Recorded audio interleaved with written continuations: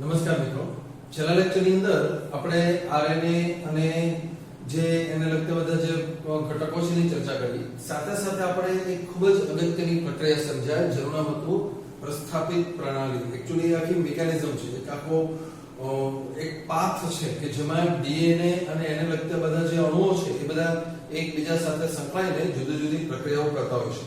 તો એ જે આપણે પ્રસ્થાપિત પ્રણાલી જોઈ, જેને આપણે central dogma of molecular biology એવું કહીએ છીએ, એનો જે સૌથી પહેલો મુદ્દો હતો એમાં આપણે બતાવ્યું ડીએનએ માંથી ડીએનએ નું નિર્માણ. અને ડીએનએ માંથી ડીએનએ નું જે નિર્માણ થાય એને આપણે નામ આપીએ છીએ ડીએનએ નું સ્વયં જનન. જ્યારે 11મા ધોરણની અંદર 10મા ચેપ્ટરમાં તમે કોષ વિભાજન વિશે ભણ્યા ત્યારે એમાં જોયું કે કોષ વિભાજનનો જે આખો જે પ્રોસેસ છે એમાં બે તબક્કાઓ સમાવેશ છે. એક છે આંતરાવસ્થા અને એક છે વિભાજન અવસ્થા. આંતરાવસ્થા દરમિયાન કોષનું જનીન દ્રવ્ય બમણું થાય છે. આપણે ત્યાં નોંધ કરી કે કોષની અંદર સામાન્ય રીતે આપણે જો 2C જનીન દ્રવ્ય ગણીએ તો આંતરાવસ્થા પૂરી થાય એટલે કે S તબક્કો પૂરો થાય એટલે 4C થઈ જતું હોય છે. અને એ પ્રક્રિયા માટે જે ઘટના જવાબદાર છે એ છે ડીએનએ નું સ્વયં જનન. તો સ્વયં જનન એટલે શું? તો ડીએનએ પોતે પોતાની કોપી કરે, પોતાના જેવો જ નવો અણુ બનાવે છે. કોષ વિભાજન વિશેની શોધો થઈ બધી અને બધું જ્યારે ચેક કરવામાં આવ્યું ત્યારે ખબર પડી હતી કે જ્યારે એક કોષમાંથી બે કોષોનું નિર્માણ થાય છે ત્યારે બાકીના બધા પદાર્થો અને અંગિકાઓ અડધી બે નવા કોષોમાં વહેંચાય. દાખલા તરીકે કાર્બોહાઈડ્રેટ્સ છે, કાર્બોદિત પદાર્થો છે. તો કાર્બોદિત પદાર્થો મૂળ કોષની અંદર જેટલા હોય એમાંથી થોડું એક કોષમાં, થોડું બીજા કોષમાં એવી રીતે વહેંચાય જાય. પ્રોટીન વહેંચાય જાય, લિપિડ વહેંચાય જાય, બધું વહેંચાય જાય છે. પરંતુ ડીએનએ નો જે જથ્થો છે, ડીએનએ નો જથ્થો જેટલો મૂળ કોષમાં હોય, ઓરિજિનલ કોષમાં, એટલો જ બે નવા બનતા કોષમાં છે. આ એક જ પદાર્થ એવો છે જે પોતાની સાંદ્રતા એટલે કે પોતાનું કોન્સન્ટ્રેશન, પોતાનો જથ્થો જાળવી રાખે છે. અને આ જે અવલોકન હતું એના આધારે જ વૈજ્ઞાનિકોએ પ્રપોઝ કરેલું કે ડીએનએ નું સ્વયં જનન થતું હોવું જોઈએ. તો આ ડીએનએ નું સ્વયં જનન કેવી રીતે થતું હોય છે એના માટે જે વૈજ્ઞાનિકોએ જે ધારણા બાંધી હતી, કે જે પ્રસ્તાવના મૂકેલી હતી કે આવી રીતે થતું હોય છે, એને આપણે બતાવીએ પ્રાસ્તાવિક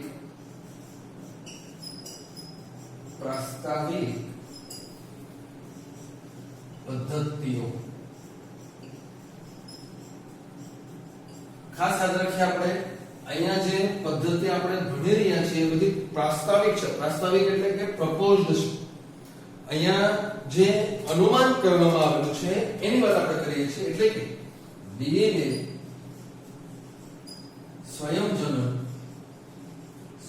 જનન માટેના અનુમાનો આપણે સમજી રહ્યા છીએ. એટલે કે જુદા જુદા વૈજ્ઞાનિકોએ પોતાની રીતે જે પદ્ધતિઓ સમજાવી કે આવું હોઈ શકે, એમાંથી પ્રૂફ નહોતા આપણી પાસે કોઈ ત્યાં હોય છે. પણ વૈજ્ઞાનિકો જે આ બધા મોલેક્યુલર બાયોલોજી પર કામ કરતા હતા એ વૈજ્ઞાનિકોએ ત્રણ બાબતોની શોધ કરેલી કે ભાઈ આવું હોઈ શકે છે. જો કેટલાક વૈજ્ઞાનિકો એક પદ્ધતિ, કેટલાક વૈજ્ઞાનિકો એમ કહે છે કે આ રીતે થતું હોઈ શકે, અથવા કેટલાક વૈજ્ઞાનિકોએ ત્રીજી પદ્ધતિ બતાવેલી છે. તો એને આપણે વારાફરતી સમજીએ. તો આવી પ્રાસ્તાવિક પદ્ધતિઓમાં સૌથી પહેલી પદ્ધતિ જે આપણે સમજીએ છીએ એ છે ડીએનએ નું અરૂઢિગત સ્વયં જનન. અરૂઢિગત સ્વયં જનન એટલે શું? તો અરૂઢિગત, જેને આપણે નોન કન્ઝર્વેટિવ એવું નામ આપીએ છીએ, અરૂઢિગત સ્વયં જનન એવી પ્રક્રિયા છે કે જેમાં જે મૂળ ડીએનએ નો અણુ જે હોય છે, અહીં આપણે ડીએનએ નો એક અણુ આ રીતે બતાવીએ. ધારો કે આ એક અણુ છે, એની એક શૃંખલા, અને આ છે ડીએનએ ના અણુની બીજી શૃંખલા. આ મૂળ અણુ છે. તો જ્યારે ડીએનએ નું સ્વયં જનન થાય છે ત્યારે મૂળ ડીએનએ સંપૂર્ણપણે તૂટી જાય છે અને કોઈ રીતે એ ટુકડાઓની સાથે બીજા નવા ટુકડાઓ જોડાઈને બે ડીએનએ બની જાય છે. પરિણામ એવું આવે છે કે એને આપણે આ રીતે બતાવીએ છીએ. ખાસ સમજો.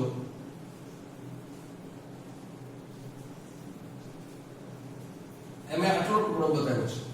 ખાસ યાદ રાખો, આ લાલ જે ટુકડો છે એ ટુકડો જે મૂળ ડીએનએ ની જે શૃંખલા છે એનો એક ભાગ છે. તો એ જે ટુકડો હોય છે એની સાથે અહીંયા આ બ્લેક કલર બતાવીએ છીએ, અહીંયા પણ આ બ્લેક કલર છે. તો આ શૃંખલા છે. તો હવે જે બીજું ડીએનએ બને છે એમાં આ ભાગ આ રીતે જોવા મળશે. ખાસ યાદ રાખજો.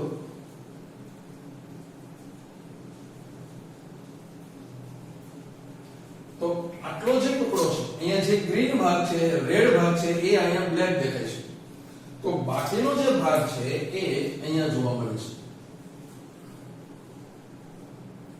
તો તમે જુઓ કે આ શૃંખલાનો કેટલો ટુકડો અહીંયા, કેટલો ટુકડો અહીંયા છે, અને બાકીનો જે ભાગ હોય છે એ એની સાથે નવો બનેલો એ ભાગ આમ છે.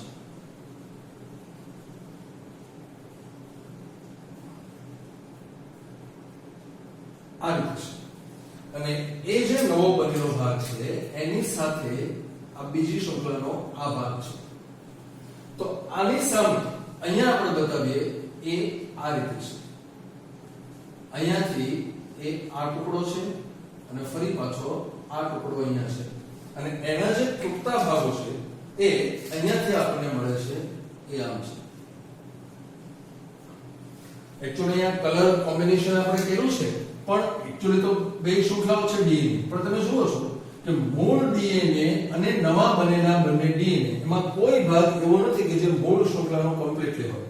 એટલે આ પ્રકારની જે શૃંખલા છે, આવા પ્રકારનું જે સ્વયંજનન છે એને આપણે અરૂઢિગત એટલે કે જૂનું કશું જ નથી.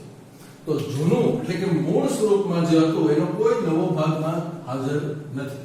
આવું સ્વયંજનન પ્રપોઝ થયું, પરંતુ એની કોઈ સાબિતી મળી નથી, આપણે એને સ્વીકારતા નથી. બીજા પ્રકારની જે પ્રપોઝલ મૂકવામાં આવેલી હતી એ હતું રૂઢિગત સ્વયંજનન. રૂઢિગત સ્વયંજનન શું કહેવા માંગે છે? રૂઢિગત એટલે શું? તો કે જે મૂળ ડીએનએ હોય છે એ એમનામ જ રહે છે, જેવું હતું એવું ને એવું, અને એની જેવું જ એક નવું ડીએનએ તૈયાર થાય છે. તો જે મૂળ ડીએનએ આપણે અહીંયા જે લીધું છે એ જ કલર કોમ્બિનેશન લઈએ આપણે. તો આ છે મૂળ ડીએનએ. એની સાથેની જે બીજી શૃંખલા છે એ આમ છે. આ મૂળ ડીએનએ છે. જ્યારે સ્વયંજનન થાય છે ત્યારે શું થશે? તો કે જે મૂળ ડીએનએ હતું એ એમનામ જળવાઈ રહે છે.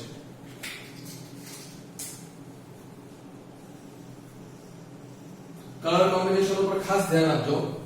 આ મૂળ ડીએનએ જેવું હતું એવું છે, અને એની સાથે પ્રક્રિયા થવાથી, કોઈ રીતે પ્રક્રિયા થવાથી એક નવું ડીએનએ તૈયાર થાય છે કે જે એના જેવું જ હોય છે. તમે જુઓ કે જે જૂની શૃંખલા, મૂળ શૃંખલાઓ હતી એને આપણે રેડ અને બ્લેક માં બતાવી છે, અને નવી શૃંખલાઓને આપણે બ્લુ અને ગ્રીન માં લઈએ છીએ. તો આવી રીતે શું થાય છે કે જે મૂળ ડીએનએ હોય છે એની કોઈ રીતે કોપી થઈ જાય છે. મૂળ ડીએનએ એમનામ રહે છે અને એની કોપી થઈ જાય છે, અને આ રીતે થઈ જાય છે. તો આવી રીતે બે નવા ડીએનએ બને છે. આપણી પાસે આને સાબિત કરવાના પણ કોઈ પ્રમાણો વૈજ્ઞાનિકો આપી શક્યા નથી, એટલે એનો પણ આપણે પૂરેપૂરો સ્વીકાર કરતા નથી. ત્રીજી જે પ્રપોઝલ મૂકવામાં આવી હતી એ હતી અર્ધ રૂઢિગત સ્વયંજનન. અર્ધ રૂઢિગત સ્વયંજનન, સેમી કન્ઝર્વેટિવ મેથડ. અને આપણે નોન કન્ઝર્વેટિવ કહીએ છીએ, અને આપણે કન્ઝર્વેટિવ કહીએ છીએ, અને આને કહીએ છીએ સેમી કન્ઝર્વેટિવ. એ શું કહેવા માંગે છે એને આપણે પહેલા આકૃતિ દ્વારા સમજીએ કે ધારો કે જે મૂળ ડીએનએ હતું એ આ રેડ અને બ્લેક આવી બે શૃંખલાઓ આપણે બતાવીએ છીએ. જ્યારે સ્વયંજનન થાય છે ત્યારે મૂળ ડીએનએ ની આ બંને શૃંખલાઓ એકબીજાથી છૂટી પડી જાય છે, એટલે આમ થશે. આ એક શૃંખલા છે જે છૂટી પડી, અને મૂળ ડીએનએ ની આ બીજી શૃંખલા આ રીતે આમ છૂટી પડી છે, અને બંને શૃંખલાની સાથે એક નવી શૃંખલા જન્મે છે, એટલે કે બને છે. તો અહીંયા આપણે બતાવીએ કે એની સાથે આ જે હોય છે આની સાથે એક નવી શૃંખલા આ રીતે તૈયાર થઈ, આ રીતે, અને પહેલી જે શૃંખલા છે એની સાથે એક નવી શૃંખલા આ રીતે તૈયાર થઈ. તો તમે જુઓ છો અહીંયા કે જે બે નવા અણુઓ ડીએનએ ના બન્યા એ બંને અણુઓની અંદર એક શૃંખલા એવી છે કે જે મૂળ ડીએનએ માં રેડ અને બ્લેક, અહીંયા રેડ છે અહીંયા બ્લેક છે, અને બંને ડીએનએ માં એક શૃંખલા એવી છે કે જે નવી નિર્માણ પામી છે. તો આ ત્રણ પદ્ધતિઓની રજૂઆત વૈજ્ઞાનિકોએ પહેલા કરી હતી. જે તે સમયે કે જ્યારે આ વસ્તુની પ્રપોઝલ મળી એ સમયે આ ત્રણમાંથી એકને સાબિત કરવા માટેના કોઈ પ્રયોગો કે કોઈ પ્રમાણો હતા નહીં. પરંતુ આપણે અહીંયા જોઈએ કે આગળ જતા ઈસવીસન 1958 ની અંદર, એ પહેલા આપણે થોડી બીજી ચર્ચાઓ કરી લઈએ. જે વોટસન અને ક્રિક એમણે જે રજૂ કરી હતી એ વાત થોડી પહેલા કરી લઈએ આપણે. વોટસન અને ક્રિક આપણે જાણીએ છીએ કે એમણે ડીએનએ નું બેવડું કુંતલમય મોડેલ રજૂ કર્યું છે અને એ સર્વ સ્વીકૃતિ પામેલું છે. તો જ્યારે એમણે શોધી કાઢ્યું કે વિશિષ્ટ બેઝ જોડ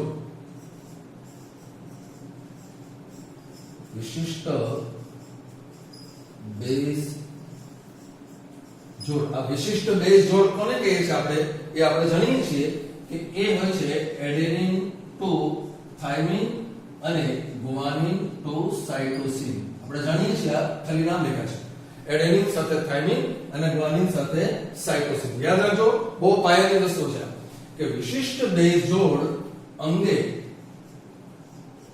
ની જાણકારી પછી નવા ડીએનએ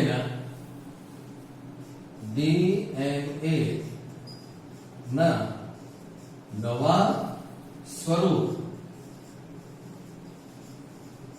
ના નિર્માણ અંગે તાત્કાલિક સુઝાવ કરવાથી બચી શકાતું નથી. આ વાક્ય એમનું જે મૂળ શબ્દો હતા એ છે. ડીએનએ ના મોડેલ અંગે જે એમણે વાત કરી છે એની જ અહીંયા મેં એ જ શબ્દો અહીંયા મૂકેલા છે કે વિશિષ્ટ બે જોડની જાણકારી પછી ડીએનએ ના નવા સ્વરૂપના નિર્માણ કે નવા સ્વરૂપનું નિર્માણ, અહીં આપણે એને અંડરલાઈન કરીએ. નવા સ્વરૂપનું નિર્માણ એટલે શું? તો કે એક ડીએનએ માંથી બે નું સર્જન, એકમાંથી બે એટલે ડીએનએ નું સ્વયંસર્જન અંગે તાત્કાલિક સુઝાવ કરવાથી બચી શકાતું નથી. એ સુઝાવ એમણે શું કર્યું ખાસ યાદ રાખો, અને એ સુઝાવ જે એમણે કર્યો એ હતું કે એ અર્ધ રૂઢિગત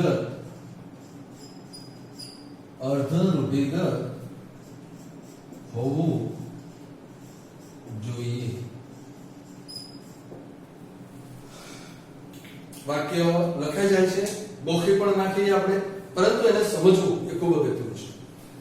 જ્યારે આપણને ખબર પડી, એમને જ્યારે શોધી કાઢ્યું કે એડેનિન સાથે હંમેશા થાઇમિન જોડાય છે અને ગુઆનિન સાથે હંમેશા સાઇટોસિન જ જોડાય છે, પ્યુરિન સાથે પેરિમિડિન અને પેરિમિડિન સાથે પ્યુરિન. આવી જાણકારી મળી કે એક શૃંખલા ઉપર જો એડેનિન હોય તેની સામેની શૃંખલા પર આપોઆપ એડેનિનની સામે થાઇમિન જ હોય. તો અહીંયા જો થાઇમિન હોય તો એની સામે એડેનિન હોય, અહીંયા ગ્વાનિન હોય તો એની સામે સાઇટોસિન હોય, અહીંયા સાઇટોસિન હોય તો એની સામે ગ્વાનિન હોય. આ બધું આપણે 11 માં ભણ્યા, અહીંયા આપણે એનું થોડું રિવિઝન કરેલું છે. પણ વાત આપણે એ સમજીએ છીએ કે એમણે આ વાતની શોધ 1952-3 માં કરી, એટલે કે 1952-53 ની અંદર એમને નોબેલ પ્રાઇઝ પણ મળ્યો. તો આ જે જોડાણ છે, એક શૃંખલાનું બીજી શૃંખલા સાથેનું જે જોડાણ છે, adenine to thymine, guanine to cytosine, એ જોડાણને આધારે એમણે કીધું કે સ્વયંજનન અર્ધ રૂઢિગત હોવું જોઈએ. પણ એ પોતે સાબિત કરી શક્યા નહોતા, એવા પ્રયોગો એમણે કર્યા નહોતા.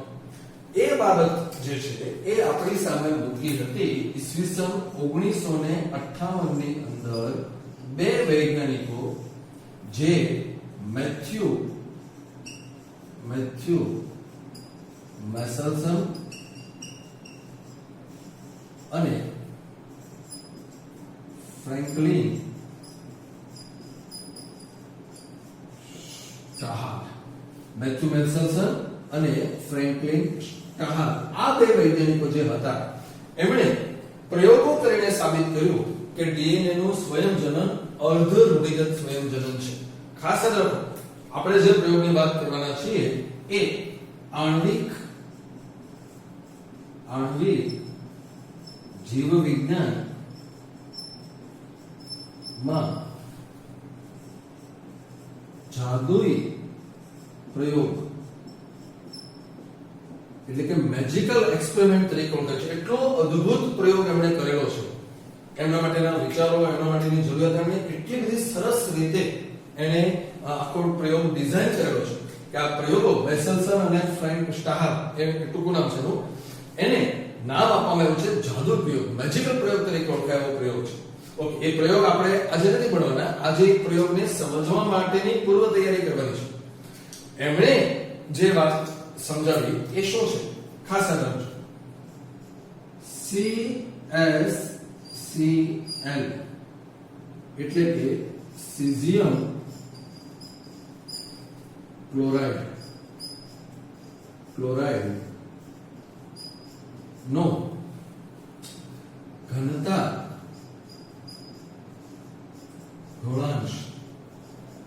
પહેલા આપણે સમજવું પડશે CsCl, સીઝિયમ ક્લોરાઇડ નો ઘનતા ઢોળાંશ નો ઉપયોગ એમણે કર્યો. શું પ્રયોગ હતો એ સમજવા માટે આપણે બેઝિકલી ઘણું બધું સમજવું પડશે. અલબત્ત તમે જો પ્રયોગ કરો તો ખાલી ગોખી નાખો તો ચાલે, પણ આપણે થોડુંક એને ક્લિયર કરીએ કે એક્ચ્યુઅલી શું છે સીઝિયમ ક્લોરાઇડ, કેમ એનો ઉપયોગ કરવામાં આવે છે. તો અહીંયા આપણે જોઈએ કે સીઝિયમ ક્લોરાઇડ જે હોય છે એને પાણીમાં દ્રાવણ બનાવવામાં આવે છે. આ સીઝિયમ ક્લોરાઇડ નું પાણીમાં દ્રાવણ બનાવવામાં આવે છે. ઓકે, ઇલેક્ટ્રોલાઇટ છે એટલે કે જ્યારે પાણીમાં ઓગાળવામાં આવે છે ત્યારે Cs+ અને Cl- એ બે આયનો છૂટા પડી જાય છે. એટલે અહીંયા આપણે બતાવીએ કે જ્યારે એ પાણીમાં ઓગળે છે ત્યારે Cs+ અને Cl- આ આયનો છૂટા પડી જાય છે. ઓકે, હવે આપણે ખ્યાલ છે હાઇડ્રોજન બંધ બને છે પાણીના, તો શું થશે? તો કે પાણીની અંદર પણ બે તત્વો એવા છે કે જે આંશિક ધન અને આંશિક ઋણ વિદ્યુત ભાર ધરાવે છે. પરિણામ એવું આવે છે કે પાણીની અંદર રહેલા જે ઓક્સિજન છે કે જેની ઉપર આપણે ખ્યાલ છે કે ઓક્સિજન ઉપર આંશિક ઋણ વિદ્યુત ભાર છે. અહીંયા આ પાણીનો અણુ છે એ એની સાથે આ રીતે નબળા બંધથી જોડાશે. અહીંયા આપણે બતાવીએ, આ ધારો કે O છે, અહીંયા આ H છે, આ H છે, તો અહીંયા આમ નબળો બંધ બનાવશે કારણ કે ઓક્સિજન ઉપર આંશિક ઋણ વિદ્યુત ભાર છે. આ પોઝિટિવ છે. તો બીજી બાજુ જે Cl- હોય છે એ પાણીના જ હાઇડ્રોજન સાથે એ નબળા બંધ બનાવે છે. એને આપણે આ બતાવીએ, આ H અહીંયા છે, આ O અહીંયા બંધ બને છે, આ બંધ બને છે, HO અને ત્યાં બંધ બને છે. હવે થાય છે તો ખાસ યાદ રાખજો કે જે Cs+ હોય છે એનો જે અણુભાર છે આપણે કોમન જ લખીએ તો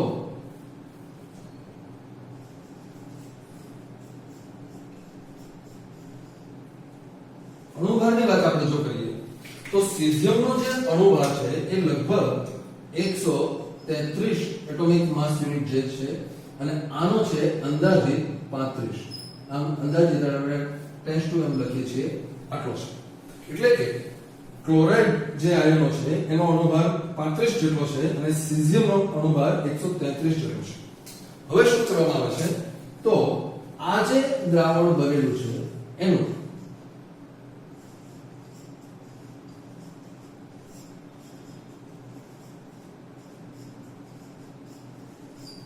સેન્ટ્રીફ્યુગેશન કરવામાં આવે છે. સેન્ટ્રીફ્યુગેશન એટલે આપણને ખ્યાલ છે કે એને લાંબી જે પેલી ટ્યુબ હોય છે, ટ્યુબની અંદર ઘણા બધા પેલા સુધી એને ફેરવવામાં આવે છે, પછી સ્થિર કરવામાં આવે છે અંદાજિત 2 દિવસ.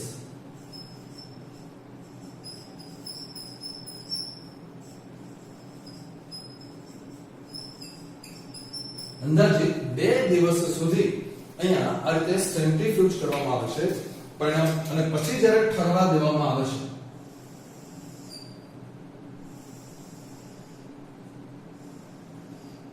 ત્યારે શું થાય એ આપણે તો સેન્ટ્રીફ્યુગેશન કર્યા પછી જ્યારે એને એકદમ સ્થિર થવા દેવામાં આવે છે ત્યારે શું થશે? આપણે ખ્યાલ છે કે આ બધું સેડિમેન્ટેશન એટલે કે ઘનતા પ્રમાણે જેનું વજન વધુ હશે એ નીચે, જેનું વજન ઓછું હશે ઉપર હશે. હવે થાય છે એવું સમજો કે ક્લોરાઇડ આયનો જે છે એનું 35 જેટલો એટોમિક માસ યુનિટ છે. પરિણામ એવું આવે છે કે આ જે પ્રવાહી અહીંયા જમા થાય છે, અહીંયા આપણે બતાવીએ કે આ પ્રવાહી છે.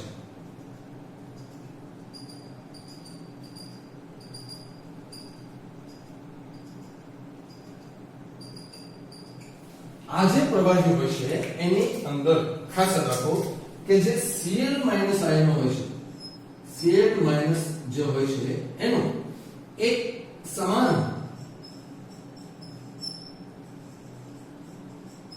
વિતરણ થઈ જાય છે, કારણ કે એનો એટોમિક માસ યુનિટ ખૂબ ઓછો છે, 35 જેટલો છે. આખા પ્રવાહીની અંદર એક સમાન રીતે Cl આયનો વહેંચાય છે. પરંતુ જે સીઝિયમ છે, ખાસ હવે અહીંયા ભાગ મૂકે છે, સીઝિયમનો જે અણુભાર છે એ લગભગ 135 એટોમિક માસ યુનિટ છે. પરિણામ એવું આવે છે કે એનું વજન વધુ હોવાને કારણે શું થશે કે ઉપરનો જે ભાગ હોય છે અહીંયા, આ જે ભાગ હોય છે અહીંયા સીઝિયમ આયનોનું પ્રમાણ ઓછું છે. ધીરે ધીરે જેમ જેમ તમે ટ્યુબમાં નીચે આવતા જાવ છો એમ સીઝિયમ આયનો વધતા જાય છે, કારણ કે એનું વજન વધુ છે એટલે તળિયે બેસતા જાય છે. પરિણામ એવું આવે છે કે જે નીચેનો ભાગ હોય છે, જે ટ્યુબનો સૌથી નીચેનો ભાગ હોય છે, ત્યાં મેક્સિમમ પ્રમાણની અંદર અહીંયા સીઝિયમ આયનો જમા થાય છે. ઉપર આ જે ભાગ છે આ ભાગમાં ત્યાં CS આયનોનું પ્રમાણ ઓછું છે, જ્યારે આ ભાગની અંદર CS આયનોનું પ્રમાણ વધુ છે. આમ છે. પરિણામ શું આવે છે જોજો કે આખા દ્રાવણમાં જે Cl આયનો છે એક સમાન વિતરણ પામેલું છે. પરિણામે એનાથી કોઈ ફરક પડતો નથી, કારણ કે આખા દ્રાવણમાં સમાન છે. પણ સીઝિયમ આયનો એ ઉપર હલકા ઓછા છે અને નીચે વધુ છે. પરિણામ એવું આવે છે કે આખા દ્રાવણની અંદર જો ઉપરથી ઘનતા આ જે છે આપણે એ સાંદ્રતાની વાત કરી છે, આ સાંદ્રતા છે. સીઝિયમ આયનો ઉપર ઓછા છે અને નીચે વધુ છે. પરંતુ જો એની ઘનતા માપી આપી, ઘનતા માપવા માટે એક વપરાય છે ગ્રામ પ્રતિ ml, કે જો આ ભાગમાંથી એટલે કે અહીંયાથી 1 મિલીમીટર જેટલું દ્રાવણ લેવામાં આવે, 1 મિલીમીટર એટલે કે 1 mm3 એટલું દ્રાવણ જો લેવામાં આવે તો એની ઘનતા લગભગ 1 ગ્રામ પ્રતિ ml મળે છે. 1 ગ્રામ પ્રતિ ml મળે છે. જો વચ્ચેના ભાગમાંથી દ્રાવણ લેવામાં આવે તો 1.3 ગ્રામ પ્રતિ ml ઘનતા મળે છે. અને જો નીચેના ભાગમાંથી દ્રાવણ પસંદ કરવામાં આવે તો લગભગ 1.7 ગ્રામ પ્રતિ ml જેટલી ઘનતા મળે છે. તો આવું દ્રાવણ તૈયાર કરવાનો હેતુ શું હતો એ હવે આપણે સમજીએ. મેસલસન અને સ્ટાહાલે જે વિચાર કરેલો છે એ અદ્ભુત છે, અને એટલા માટે જેને મેજિકલ પ્રયોગનું નામ આપ્યું છે. ધારો કે આપણી પાસે માત્ર એક પાણી છે, તો પાણી જે હોય છે એની અંદર આખા પાણી, એક ટ્યુબની અંદર પાણી ભરેલું છે, તો આખી ટ્યુબમાં એક સમાન ઘનતા છે. જો કોઈ પદાર્થ તમે એની અંદર નાખો, યાદ રાખજો હવે હું જે સમજાવું છું એ આની પછીના લેક્ચરને સમજવા માટે ખૂબ અગત્યનું છે. જો આની અંદર કોઈ પદાર્થ નાખવામાં આવે, એક પાણી ભરેલી બોટલ છે, જો એની અંદર કોઈ પદાર્થ નાખવામાં આવે તો શું થશે કે જો એ પદાર્થની ઘનતા પાણી કરતા વધુ હશે તો એ સીધો તળિયે બેસી જશે, અને જો એ પદાર્થની ઘનતા પાણી કરતા ઓછી હશે તો એ સીધો સપાટી ઉપર તરશે. આ વાત છે. પરંતુ અહીંયા શું થાય છે કે આખા દ્રાવણની અંદર સીઝિયમ આયનો એવી રીતે વહેંચાણા છે કે ઉપર ઓછા ધીરે ધીરે વધતું જાય છે, નીચે સૌથી વધુ છે. પરિણામે આખા દ્રાવણમાં ઘનતા અલગ અલગ છે. હવે જો જે પદાર્થ આ દ્રાવણમાં નાખવામાં આવે તો શું થશે? વિચારો કે જો એ પદાર્થ અહીંયા નાખવામાં આવે તો એની ઘનતા કેટલી છે ત્યાં રહેશે. ધારો કે ફોર એક્ઝામ્પલ કોઈ એવો પદાર્થ આમાં નાખવામાં આવ્યો કે જેની ઘનતા 1.4 છે, 1.4. તો એનો અર્થ એમ થયો કે જે તળિયે દ્રાવણ છે 1.7 છે, અહીંયા વચ્ચે છે 1.3 છે, તો જે પદાર્થની ઘનતા 1.4 હશે એ અહીંયા કંઈક તરશે. સાવ તળિયે નહીં બેસી જાય, કારણ કે તળિયે તો 1.7 ઘનતા છે. જો કોઈ પદાર્થની ઘનતા 1.2 હશે, 1.2, તો એ અહીંયા કંઈક રહેશે, કારણ કે 1.3 થી હલકો છે એટલે 1.3 થી ઉપર છે. ખાસ જો આ પાયો છે મેસેલ્સન અને સ્ટાહલનો પ્રયોગ સમજવા માટે આ સીઝિયમ ક્લોરાઇડનો ઘનતા ઢોળાંશ એટલે અહીંયા જે જોવા મળે છે એ નામ અહીંયા એને આપીએ છીએ ઘનતા ઢોળાંશ, ડેન્સિટી ગ્રેડિયન્ટ એવું નામ અપાય છે.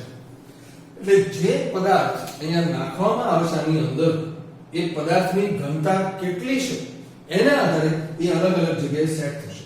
જો એક સાથે તમે 3 પદાર્થ એવા નાખો, એક સાથે 3 પદાર્થો નાખ્યા એની અંદર કે જેની એકની ઘનતા 1.6 છે તો એ અહીંયા હશે, એકની ઘનતા 1.4 છે તો ઉપર હશે, એકની ઘનતા 1.2 છે તો અહીંયા હશે. એટલે કે જે પોતાની ઘનતા હશે ત્યાં એ તરશે.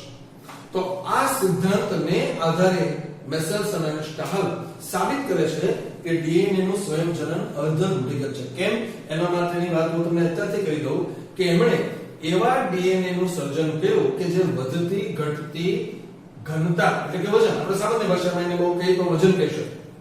એમણે હલકા અને ભારે નાઇટ્રોજન સમસ્થાનિકોનો ઉપયોગ કર્યો. યાદ રાખો, રેડિયોએક્ટિવ નહીં, હલકા અને ભારે નાઇટ્રોજન સમસ્થાનિકોનો ઉપયોગ કર્યો અને અલગ અલગ વજન ધરાવતા ડીએનએ બનાવ્યા અને એને આમાં મૂકીને જોયું કે ક્યાં સેટ થાય છે. એના આધારે ખબર પડશે કે વજન કેટલું છે ડીએનએ, અહીંયા સેટ થાય, અહીંયા સેટ થાય, ક્યાં સેટ થાય. તો મેસેલ્સન અને સ્ટાહલનો પ્રયોગ સમજવા માટે ખૂબ અગત્યની વસ્તુ છે કે તમને સીઝિયમ ક્લોરાઇડનો ઘનતા ઢોળાંશ સમજાવવો જોઈએ. ફરી વખત કહું છું, જ્યારે પાણીની અંદર સીઝિયમ ક્લોરાઇડ ઓગાળવામાં આવે છે ત્યારે એ આ પ્રકારે દ્રાવણ બનાવે છે. આપણને ખ્યાલ છે કે પાણી સર્વોત્તમ દ્રાવક છે.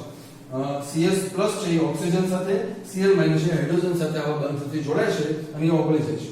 પરંતુ થાય એવું કે જે ક્લોરાઇડ આયનો છે એનો જે અણુભાર છે એ લગભગ 35 જેટલો છે કે જે પાણીમાં એક સમાન રીતે વિતરણ પામે છે. Cl- બધે સમાન છે એટલે એનીથી કોઈ ફરક પડતો નથી. પરંતુ સીઝિયમનો અણુભાર 133 ખૂબ વધારે છે. પરિણામ એવું આવે છે કે ઉપર તરફ એ ઓછી સાંદ્રતામાં છે, વજન વધારે છે એટલે જે નીચે જેમ જતું જાય એમ નીચે એનું પ્રમાણ વધતું જાય છે. પરિણામ એક એવું દ્રાવણ તૈયાર થાય છે કે જેમાં ઉપરથી લઈને છેક નીચે સુધી એની જે ઘનતા છે એ અલગ અલગ છે. યાદ રાખજો, કોઈ પણ પ્યોર દ્રાવણ જો લેવામાં આવે, પ્યોર દ્રાવણ, તો એની ઘનતા આખા દ્રાવણમાં સમાન હોય છે. પરંતુ અહીંયા સીઝિયમ ક્લોરાઇડનું જે દ્રાવણ છે એમાં ઉપર ઓછી ઘનતા અને નીચે વધુ ઘનતા છે. પરિણામ એવું આવે છે જો એવા પદાર્થોને એમાં નાખવામાં આવે કે જેમાં અલગ અલગ ઘનતા ધરાવતા પદાર્થોનું મિશ્રણ હોય તો એ દરેક પદાર્થ પોતપોતાની ઘનતા પ્રમાણે અહીંયા સેટ થશે. અને એના સિદ્ધાંતને એ જ સિદ્ધાંતને આધારે મેસેલ્સન અને સ્ટાહલે એ પોતે રજૂઆત કરી કે કેવી રીતે ડીએનએ નું સ્વયંજનન અર્ધ રૂઢિગત જોવા મળે છે. એક્ચ્યુઅલી મેસેલ્સન અને સ્ટાહલનો જે પ્રયોગ છે એ આપણે નેક્સ્ટ લેક્ચરમાં જોવાનો છે. પરંતુ અહીંયા એ સમજવા માટે તમારા માટે આ વસ્તુ ખૂબ જરૂરી છે. સીઝિયમ ક્લોરાઇડનો ઘનતા ઢોળાંશ, density gradient of caesium chloride. તો આવી રીતે એ મેસેલ્સન અને સ્ટાહલના જાદુ પ્રયોગો એની ચર્ચા આપણે નેક્સ્ટ લેક્ચરની અંદર કરીશું. અત્યારે આપણે જે બોર્ડ ઉપર વર્ક કરેલું છે એની એક PDF કોપી તમે આ વિડિયોના ડિસ્ક્રિપ્શનમાં નીચે જે લિંક આપેલી છે એના પરથી ડાઉનલોડ કરી શકો છો.